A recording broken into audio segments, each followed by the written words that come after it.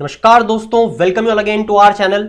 और ये आपके सामने यूपीएससी मेंस आंसर राइटिंग के कुछ मॉडल सैंपल्स हैं जिसको मैंने माइंड मैप्स क्रिएट करके आपके लिए बनाने की कोशिश की है। तो लेके चलता हूं आपको सबसे पहले आंसर पे आपके मॉडल कोड ऑफ कंडक्ट के छोटे छोटे वीडियोस में बहुत सारे इश्यूज कवर करने की कोशिश करूंगा। तो देखते हैं कहां तक अपन पहुंच पाते हैं। सबसे पहला दोस्तों model code of conduct. Okay, one thing, अगर आपको ये डाउनलोड करना है आपके फ्यूचर रेफरेंस के लिए, आपको सेव करना चाहते हो तो आप टेलीग्राम चैनल से डाउनलोड कर सकते हो। मॉडल कोड ऑफ कंडक्ट की बात करते हैं। सबसे पहले आपको यहां पे जानना पड़ेगा इसकी नीड क्या है। दोस्तों ये basically election commission of India के द्वारा इशू की गई कुछ गाइडलाइंस हैं जो हेल्प करती हैं फ्री एंड फेयर इलेक्शंस में। ये बेसिकली एक फ्रेमवर्क बताती है किसी भी पॉलिटिकल पार्टी को कि अगर वो मॉरल प्रिंसिपल्स को फॉलो करना चाहती है तो कौन से कोड्स को फॉलो करके वो अपना कंडक्ट मतलब कि अपनी एक्टिविटी कर सकती है। तो अगला सवाल ये उठता है कि फ्री एंड फेयर इलेक्शंस जो है ये इलेक्शन कमीशन ऑफ इंडिया क्यों गाइडलाइंस निकालती है इसके लिए? क्योंकि हमारे संविधान में, हमारे कॉन्स्टिट्यूशन में अंडर आर्टिकल 324 इलेक्शन कमीशन को मैंडेट दिया गया है कि आप कंडक्ट करवाइए फ्री एंड फेयर इलेक्शंस। उम्मीद करता हूं नीड का पहला पार्ट आप समझ चुके हो। दूसरा कि मॉडल कोड ऑफ कंडक्ट कब आता है, ये फोर्स में आता है आफ्टर पोल स्केड्यूल अनाउंसमेंट के। जैसे ही पोल का स्केड्यूल अनाउंस होता है model code of conduct picture में आ जाता है और ये जब तक ऑपरेशनल रहता है जब तक कि पूरी प्रोसेस कंक्लूड ना हो जाए। इसी के साथ साथ अब आपको यहां पे ये जानना पड़ेगा कि इसके क्या लीगल एनफोर्समेंट्स हैं। तो यहां पे मैं आपको बता दूं दोस्तों कि मॉडल कोड ऑफ कंडक्ट के पास कोई भी स्टैट्यूटरी बैकिंग नहीं है।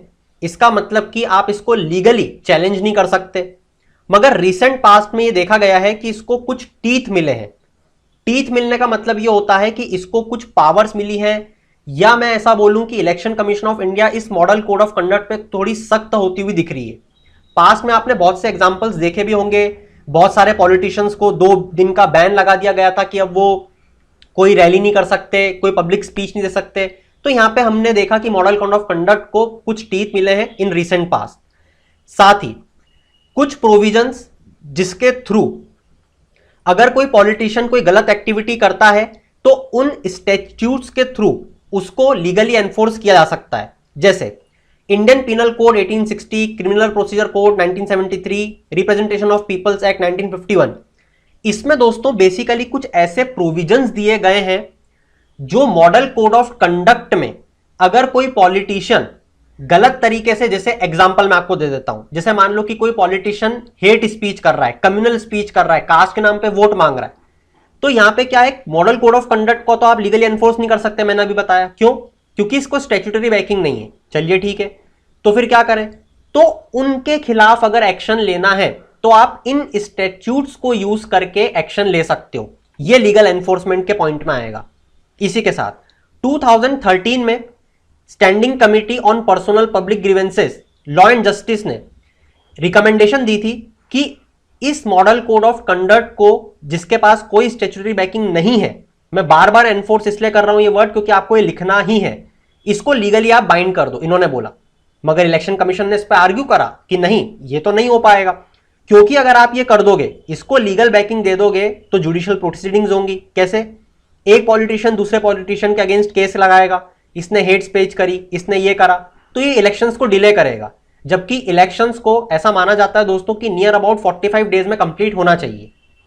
तो ये कुछ बात थी कि लीगली एनफोर्स किस तरीके से किए जा सकते हैं, कुछ फ्रेमवर्क। अब बात करते हैं मॉडल कोड ऑफ कंडक्ट के 8 प्रोविजंस के मेजर फीचर्स। आपको ये पता होना चाहिए कि मॉडल कोड ऑफ कंडक्ट में 8 प्रोविजंस दिए गए हैं। हालांकि 8 प्रोविजंस हम याद नहीं कर सकते, मगर हां इसके मेजर फीचर्स हमको जरूर याद होना चाहिए। जैसे पहला, पार्टी इन पावर।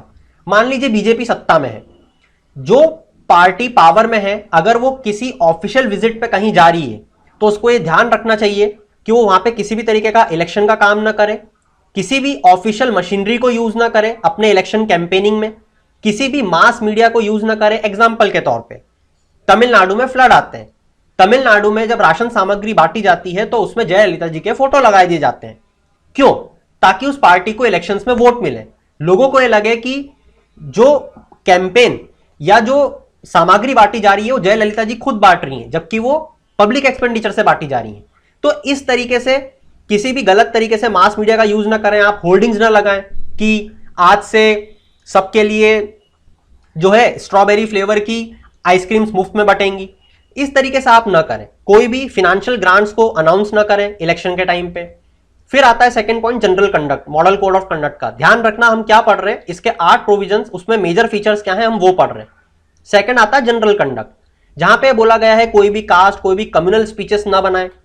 इलेक्शन मैनिफेस्टो, यहां पे बोला गया है कि कोई भी ऐसे प्रोमिसेस ना करें जो कि एक अनड्यू इन्फ्लुएंस डाले पॉपुलेशन पे, पीपल पे, कि आपको वो वोट करें। आप किसी को भी ऐसा ना बोले कि 15 लाख रुपए अकाउंट में आ जाएंगे आपके, जो कि फिजिबल ही ना हो।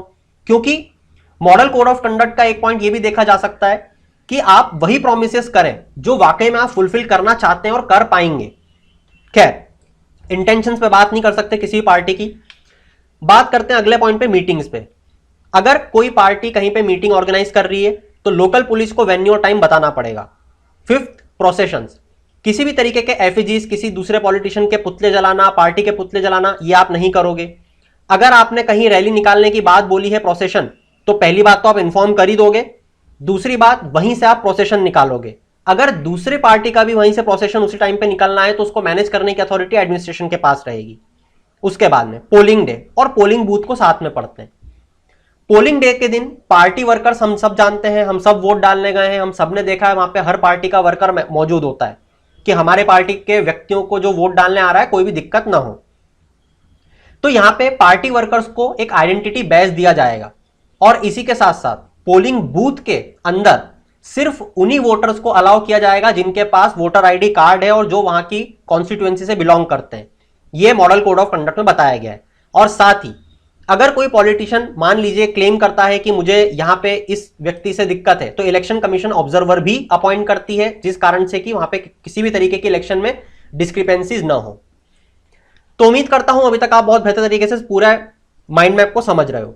अब बात करते हैं एक सवाल पे कि क्या मॉडल कोड ऑफ कंडक्ट को लीगली एनफोर्सेबल कर देना चाहिए।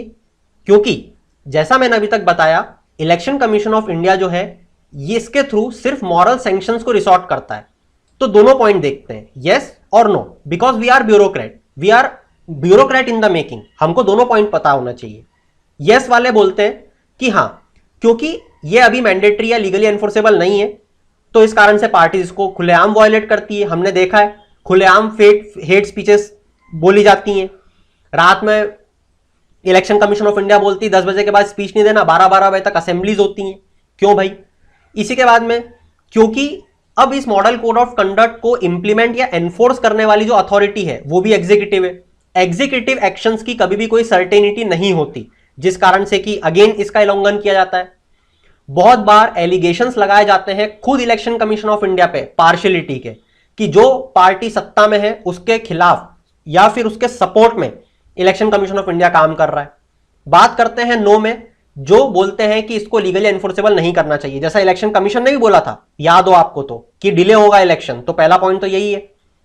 इसी के साथ साथ ऐसा बोला गया है कि बहुत से वायलेशंस जो हैं वो ऑलरेडी दूसरे स्टैट्यूट्स को यूज करके आप पनिश कर सकते हो किसी पॉलिटिशियन को अगर वो गलत एक्टिविटी कर रहा है। यहां पे आपका सवाल हो सकता है कौन से स्टैट्यूट्स हैं। अगर ये सवाल आ रहा है इसका मतलब आपने ढंग से सुना नहीं। यहां पे मैंने आपको बताया था इसके लीगल एनफोर्समेंट में कि मॉडल कोड ऑफ कंडक्ट के बाद स्टैट्यूटरी बैकिंग नहीं है, मगर ऐसे बहुत से स्टैट्यूट्स हैं जिसके थ्रू आप किसी भी पॉलिटिशियन को कल्प्रिट बता सकते हो। IPC, CrPC, representation of peoples act 1951 etcetera. इसी के साथ साथ यहां पे मना करने वाले लोगों का यह कहना है कि चलिए आप जो ये मीटिंग, जो प्रोसेशन हो रहे हैं इसको तो रेगुलेट कर लोगे लीगली एनफोर्सेबल बना के, जो सोशल मीडिया पे कैंपेनिंग होती है उसको कैसे रेगुलेट करोगे?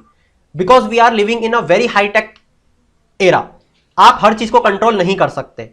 इसी के साथ वे फॉरवर्ड में आप जरूर लिखना कि मोबाइल एप्स जैसे सी विजिल, जहां पे पॉलिटिकल पार्टीज को प्रेशर बना सकती है पब्लिक, उनके कैप्चर करके वीडियोस, साथ ही कुछ इलेक्टोरल रिफॉर्म्स की हमें जरूरत है। हमें इलेक्शन कमीशन को स्ट्रेंथन करने की जरूरत है, बिल्कुल जैसे टीएन शेषान साहब काम करते थे। उम्मीद करता हूं आप उनको जानते हो, इलेक्शन कमीशन के हेड रह चुके हैं, चीफ इलेक्शन कमिश्नर जिसको बोला जाता है। उनका एक कोट याद आता है, आपको बताता चाहूंगा, उसको भी कोट कर सकते हो आप। आई ईट पॉलिटिशियंस इन माई ब्रेकफास्ट, मैं पॉलिटिशियंस को अपने ब्रेकफास्ट में खाता हूं, ऐसा उनका मानना था। इसी के साथ ऐसा बोला गया है वे फॉरवर्ड में कि अगर लीगल बैकिंग मिलती है तो इसके लिए डेडिकेटेड कोड्स बनाना चाहिए ताकि इलेक्शन प्रोसेस डिले न हो। तो उम्मीद करता हूं दोस्तों मॉडल कोड ऑफ कंडक्ट बहुत अच्छे से आप समझ गए हो, इसको आंसर अब आप बहुत अच्छे से कर पाओगे, believe me. In the end keep shining, have a good day, stay tune for me for the future lectures, and also you can download again this from the Telegram channel. Thank you.